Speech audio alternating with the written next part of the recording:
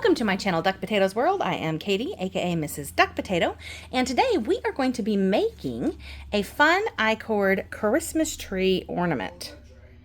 There you go. Just like that. And what you're going to need in order to make this ornament will be some yarn. And I'm using fingering weight green yarn. You can use whatever you have lying around. A darning needle, some scissors, some kind of thin sewing needle that will fit through the eye of your beads, which is the other thing you'll need. Or if you happen to have one of these, I like to use these for all kinds of beadwork. That sort of dental flosser thing will work really well too. The first thing we'll do is start off with making our I-cord. Now you could choose to make your I-cord all kinds of ways. You could use double pointed needles and knit it by hand. You can use one of those cool 3-hook or 4-hook I-cord tools. You can use one of those little I-cord makers that you can buy at the store, or I think you can even make one out of like a toilet paper tube. Or you can make your I-cord on your circular sock machine. And that's how I'm going to make my I-cord. But you can make this ornament with any of those methods. As long as you wind up with about 2 feet of I-cord, you're going to be good to go. So what I'm going to do is I'm going to make about a 2-foot I-cord using my CSM, using Lottie, in order to make a little Christmas ornament. And I thought you guys might like to see how I do this. So I've taken out all of the needles except for the 4 needles that I'm going to use in the I-cord. And I could use 3 or I could use 5 or whatever. I'm using my 64 cylinder, but this works the same no matter what. I've got my setup bonnet and my small weight. I'm going to put the weight in the bonnet, and I'm going to go ahead and hang the bonnet just like I always do on every other needle. Just gotta let it drop. Now I do have my yarn threaded through the break because I'm going to use my heel spring. And I have my row counter set to 0. I'm going to do about 180 rows. That's about 2 feet for me. And I'm just going to put my weight on and drop it down inside the bag with the small weight. And then from here, this is the easiest I-cord ever. I'm just going to crank around and around and around and around and around and around for 180 rows.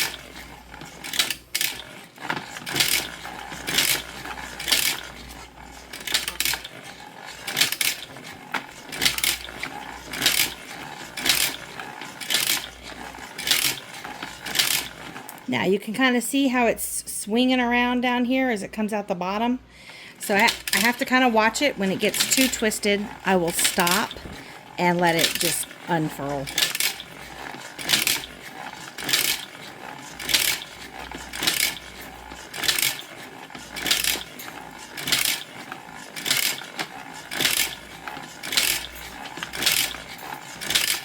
You can kind of see here it's really twisted, and there it goes unspinning. Kind of see it down at the bottom there.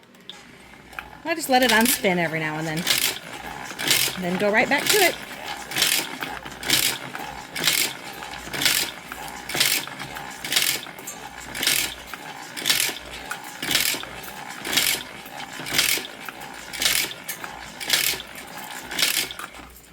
Sometimes if it's swinging too much, I'll put my hand underneath the cam and just kind of guide. I'm not really holding anything. I'm just giving it something to bump against so it doesn't swing quite so wildly. And like I said, I let it just untwist as needed. You can see it untwisting through there.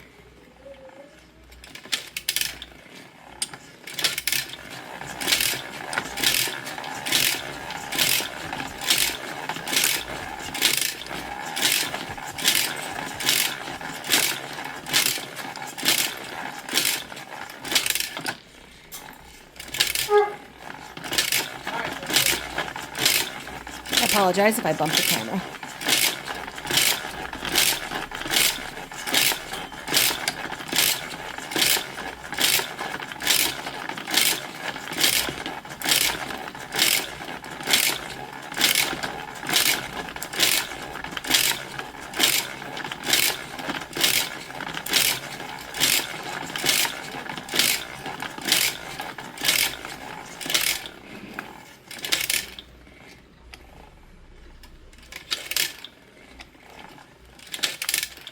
at some point it's going to get too long and too close to the ground. So at that point, I will just lift this up,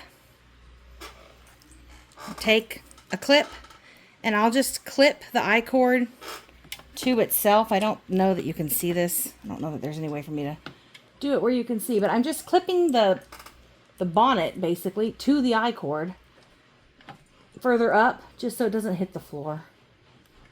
So see if I can show it to you without my needles or my stitches hopping off the needles. But I just sort of clip them together and then let them hang back down. And this way it doesn't hit the floor. I'm almost done here. I've done 115. I'm going to go for 180.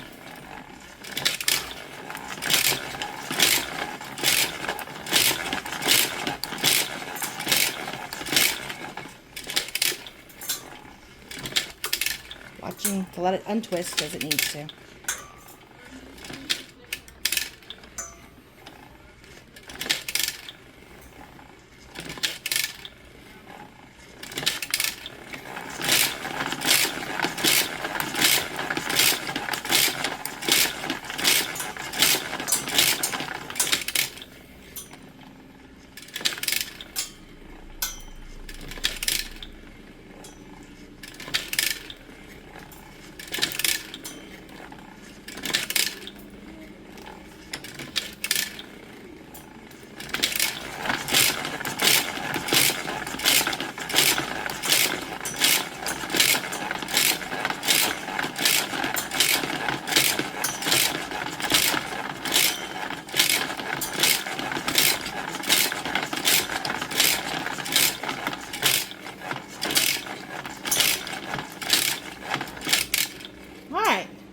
So once I reach 80, I'm going to let it completely untwist. And I'm going to disengage it from the yarn feeder here. And I'm just going to kind of reach down below and catch it so it doesn't hit the floor and just run it right off. You don't want to let it fall because it will pull out all the I-cord you just knit. So you want to make sure you catch it. And then I leave about, 4 or 5 inch tail. And then I'll bring you around to the overhead and show you what I do from here. Now, I am going to very carefully insert my darning needle into all 4 stitches. And I want to begin with the stitch that does not have the working yarn coming out. So this stitch here has my working yarn, so I'm going to go into this stitch that does not.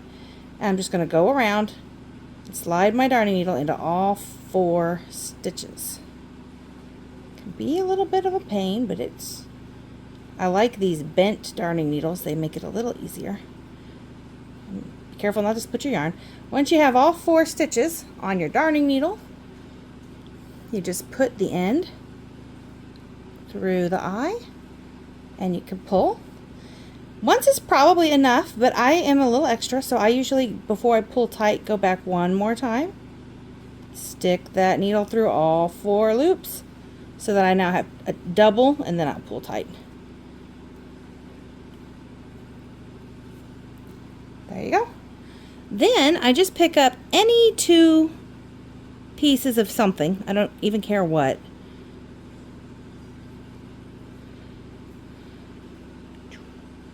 And I just slide my needle through those 2 things, then insert it into the loop and make sort of like a slip knot on the end.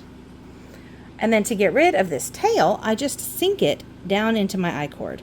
So I'm just shoving my darning needle into that center tube of I-cord there. And I keep a good eye on it because I don't want the needle to poke through. Like, I don't want that. I want the needle to stay in the I-cord. And I just sort of scrunch the I-cord tube up onto the needle. And when I've got no more room on my needle, I can tug through. Don't want you to pop out till I'm ready. Oop, I gotta see it's popping out there. Just be kind of careful. It should slide fairly easily through the middle of that I-cord. When I'm as far as I want to go, I'll stick my needle out and just pull, and then the end, that loose end, is sunk down into that tube. Now on this end, it's a little bit more of a pain because I'm going to have to unhook it from my setup bonnet. but it's not that big a deal. Take my weight off. And I only have 4 stitches to undo, so it just takes a quick moment. But I am literally just going to unknit that very first row.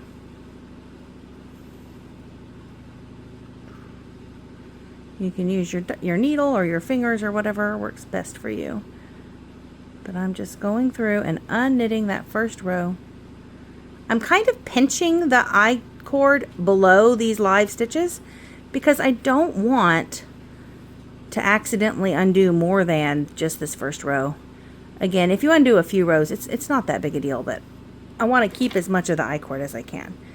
Now, one slight difference here is your yarn is going to be going through your stitch here. You can see there's a stitch. See how my yarn's going through it? So even after you separate it from the bottom, from the bonnet, excuse me, you'll need to pull your yarn out from the inside of that stitch. And then you'll have an end that looks pretty much just like the end we just did, and we're just going to do the same thing again. Starting with the first stitch that does not have yarn in it, and you can see this one's come unknit, so that's fine. I'll just start there. Whoops. Doesn't really matter where you begin and end on I-cord. So starting with the first stitch that does not have the working yarn attached, I'm going to insert my needle into all 4 live stitches. 1, 2, 3, 4. And then thread my yarn through the eye of the needle.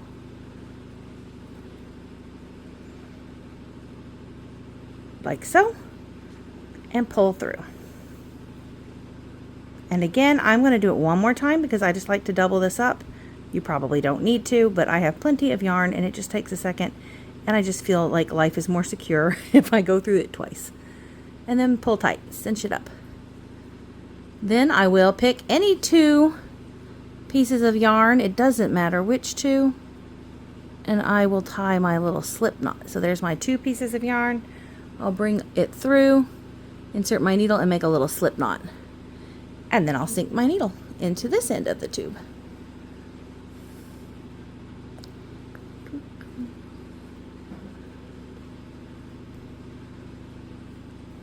Again, watching carefully to make sure I don't poke my needle out of the tube at any time. I don't want to, see there, I don't want to poke through I want to stay nice and sunk in the center of the I-cord.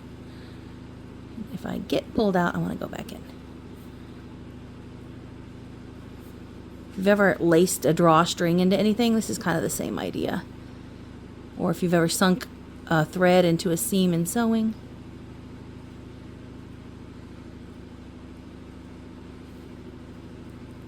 I don't usually have very much trouble doing it, but it's a little awkward doing it around the camera. There we go. And then when I'm pretty sure I've got plenty of room, I just draw it out and pull it tight. And that's how I make the I-cord for the ornament. Once you have completed your I-cord, cut a length of yarn off of your ball, about 1.5 feet or so. You're going to double it up. And we are going to start by putting a knot in this. This is going to be the end that hangs on the tree. So just double it up in half, come however long you want your tree hanger part to be, and just make a knot. So that is our loop to hang the ornament on the tree. If you want, you can make a second knot just to help give it thickness. Depending on how big the holes are in your beads, you want a knot big enough that the bead is not going to pop over that. Then we will do the first stringing of the bead. I actually really like this little dental floss tool for stringing beads. You can do it with a needle, but it can be kind of hard because the yarn can be kind of thick. So you just put your yarn through the loop of the dental floss threader, stick the dental floss threader on the bead, and pull. And it goes right through, nice and easy. You definitely need a bead that's got a big enough hole that it's not going to be a struggle, because it'll get really annoying if you can't get the bead on, or if you get it half done and then, because sometimes beads are inconsistent and you can't get the hole on. You could do the same thing with a needle. I mean, really, this dental floss thread, well, you wouldn't be able to get that needle on there. Let's see if I can get it picked up. Whew. This dental floss thread works just the same as this needle. It just has a much bigger eye and it's flexible. But you could do the same thing with the needle if you wanted to. Now, once you've got the first bead on, the rest of this is just sort of creatively passing the eye cord back and forth, and you'll stick beads in periodically. So I have done a couple of these to practice, and I go back and forth on how it's easier. I may try with my little needle, if I can figure out where it went. Yeah. It's a little easier. The needle is stiffer, of course, than the dental floss tool. So if your bead has a thick enough eye that you can get both strands of your yarn through the bead with the little metal needle, that might be a little easier, but I've done it once with the needle and once with the dental floss threader. Right now I can't see well enough to thread the needle, so we're just going to use the dental floss threader. But it will go through your yarn just the same as the metal needle will. So I'm going to take my eye cord here. Keep the tail of my yarn out of my way. And I am going to just go through the edge of it with my little dental floss threader. Just right through the center of it.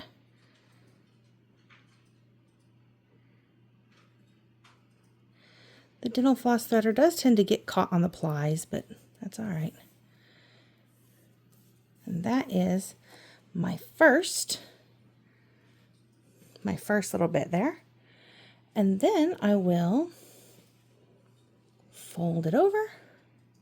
Oop. However much of a fold I want. I just kind of eyeball it.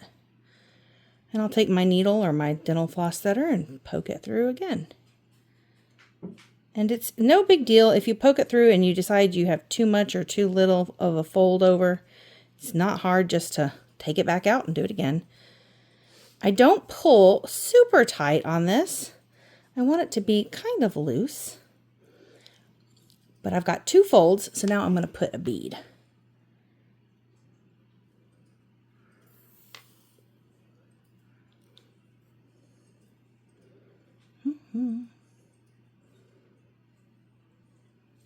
There we go. And again, I don't want it to be too tight, so I kind of let it loosen up. I just want it to sit. All right, and then it's time to fold the tree over, and you'll just get slightly wider, and you just kind of lay it flat and look and see what looks good to you. I don't want to get too wide too fast, so I'm probably going to go through right about there. And this time we go through the eye cord again.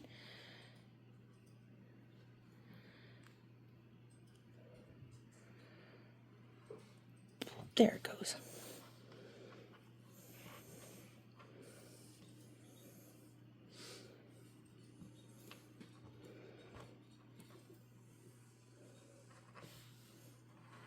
And there's our next fold. And see, I already feel like that looks too big. No big deal. I just take the yarn out and I will do it again a little closer. It's all just trial and error. Sometimes if I'm going to take one out, I'll actually leave it where I didn't like it. I thought the little fold was too big. That way I can kind of see and go over a little bit.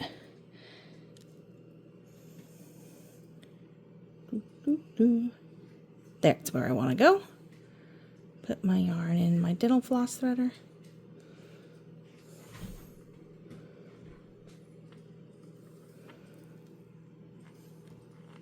There, I like that look better. Now I try to keep my eye cord from being too twisted. I try just to kind of follow and keep this single column of knit stitches sort of in the front, but just because I'm a little bit picky doesn't mean you need to worry about that if you don't want to. I'm just gonna kind of bunch it up and see where I want that tree to come out at over here. It's just a matter of personal preference. I want it to be further than the one up here, but I don't want it to get too wide too fast. And then once I've got it where I like it, stick my needle or my dental floss threader through the I-cord.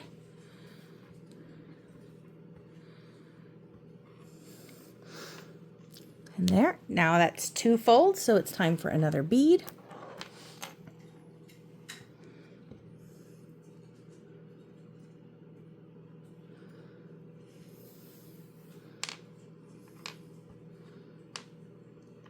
And there, that you just keep going like that until the tree looks or the way you want it, or until you run out of I-cord.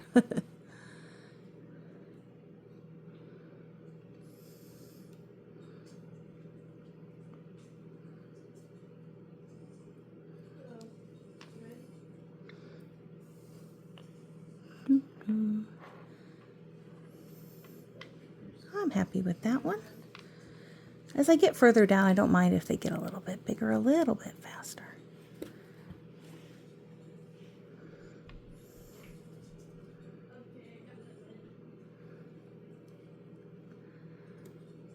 I do try to keep it kind of, there's 4 stitches in this I-cord, so I do try to keep it kind of between 2 stitches in the front and 2 stitches in the back, so I'm mostly down the center of the I-cord. I don't know that it makes that much of a difference. I doubt anyone's going to be looking at my little Christmas tree ornament that closely, but if you wanted to, you could potentially just make sure that it stays center. There we go. We're getting there. Go this way.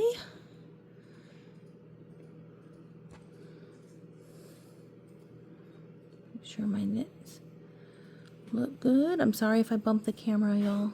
I'm trying not to, but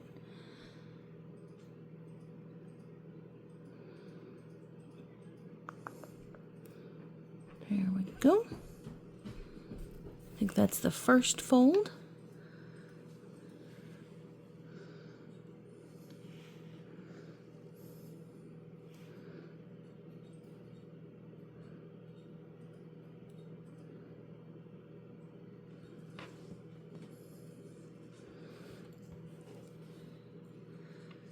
And you see, still, I'm not pulling it too terribly tight. I'm leaving it pretty loose.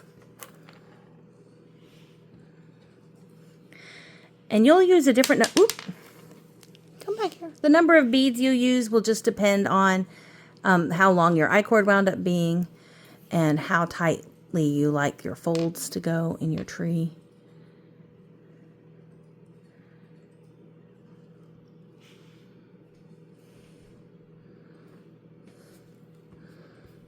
This will probably be my last fold right here.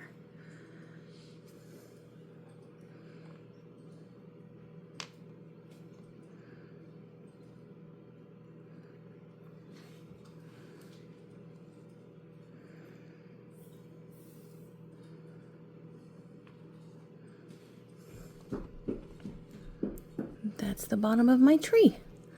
About 2 feet of I-cord seems to work real well for me. You might find you want a little more or even a little less, and that's fine.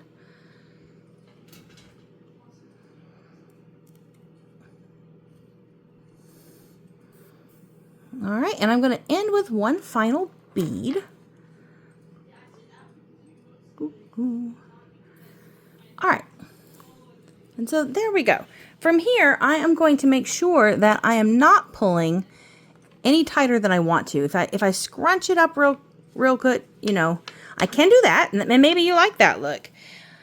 That's certainly an option. I like mine to be a little looser, so I want to give my beads a little space. I don't like it quite so scrunched up, but you can loosen it or scrunch it, you know, however you think looks nicest.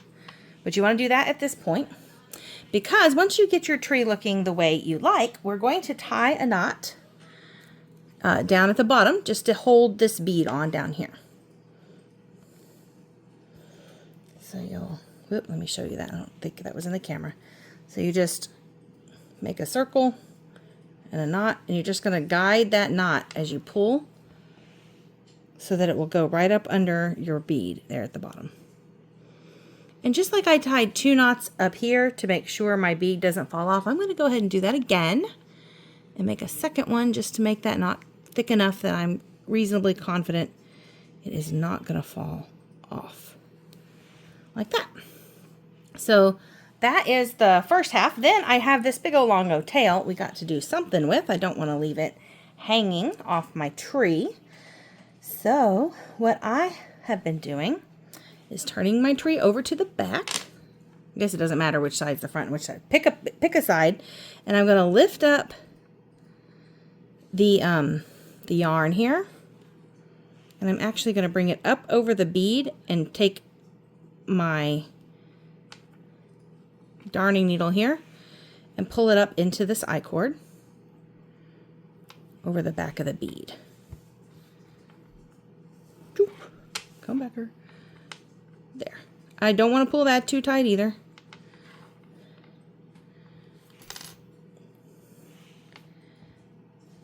And then I'm just going to tie this off. So I make sure, like right now, both of these two strands are coming out of the same hole, right? Well, I want one of them to come out of a different hole so I can tie a knot. So I will just catch something, pull one of them over that. This is, you want it to be secure enough that it's not just going to come loose, but also, you know, it's a Christmas tree ornament. It's not like a sweater or something that's going to be worn, or a sock. Just anything to keep it, the ball on the end there in the back. And then I'm going to tie this a couple of times. And then I'm going to sink these two ends into the tree just like I did at the end of the I-cord with my darning needle.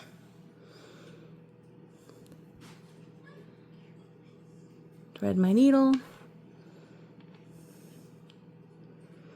I'm just going to slide it into the I-cord here. Bring it on out at the end. And I'll just cut off the extra. Make sure you don't accidentally cut your I-cord. That would be sad. And I'll do the same thing going the other direction.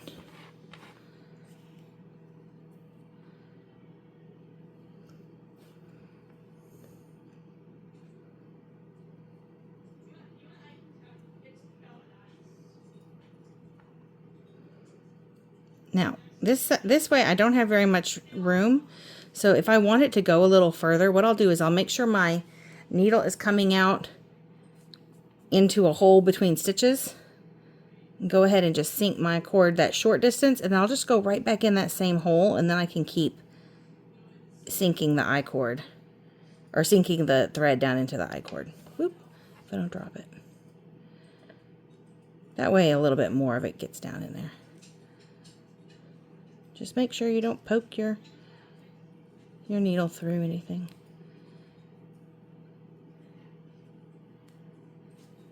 Alright. Sink it. Cut it. And stretch all that back out. That's the back side. And here's the front. And there you go. That's all there is to it. It's a cute, cute, cute little ornament. The most lengthy part of the process is knitting the I-cord, especially if you have to do that by hand. But if you're lucky enough to have a machine or one of those little gadgets, even that's really quick. I hope you have fun making this little ornament, and Merry Christmas!